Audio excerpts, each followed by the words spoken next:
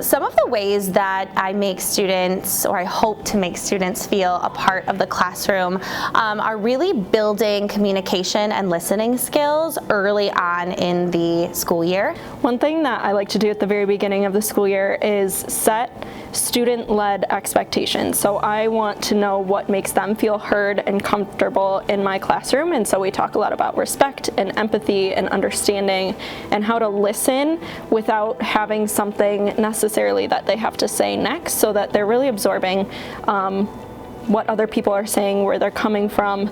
I start off every morning by asking my students what's good, so that basically gives them the opportunity to share anything that's going on in their lives. It really gives them buy-in to the class and allows other people to kind of see what they have in common with some people they may not have known they had something in common with. In my classes, to highlight and honor differences, I think one of the biggest things throughout the year that's important is that they are writing every day, because so much of who we are can really come out in our writing. So they've always got prompts and things that are related directly to the course, but there's always time built in for students to write about themselves. Activities that the math department as a whole at Royal Oak Middle School are really passionate about are from the Building Thinking Classrooms book. We actually did a book study and then started implementing a lot of these activities within our classrooms, just to try and eliminate those social barriers for students, eliminate some of the fear that they have with math.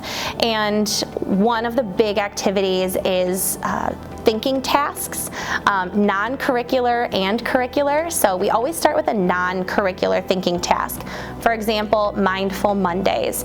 There's a prompt on my board when students come in, something that they can reflect on and think about themselves. And as the year goes on, we do find that more and more students want to participate in those non-curricular tasks, excuse me.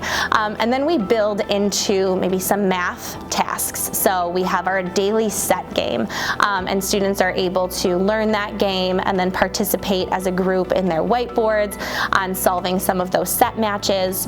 The other activity that I had started piloting last year that I'm now doing this year at this point is reading a book called Flying Lessons. So in Flying Lessons, it is a whole variety of different short stories by diverse authors.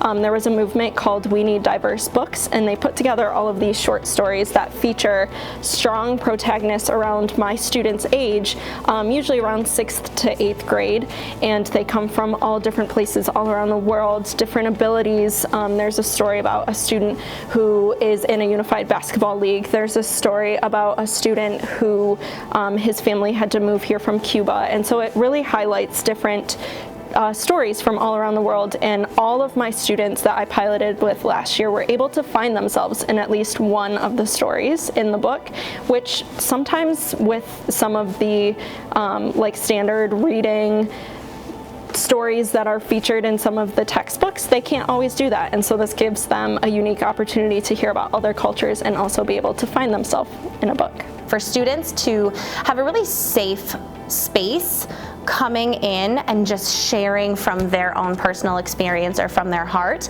And then from there, we're able to build in our academic tasks. So working at board groups, one of the suggestions and strategies from the Building Thinking Classrooms book that we've really taken on is having no more than 3 students per group and 1 marker. So there's 1 writer, and if you are writing, you are not writing your own ideas.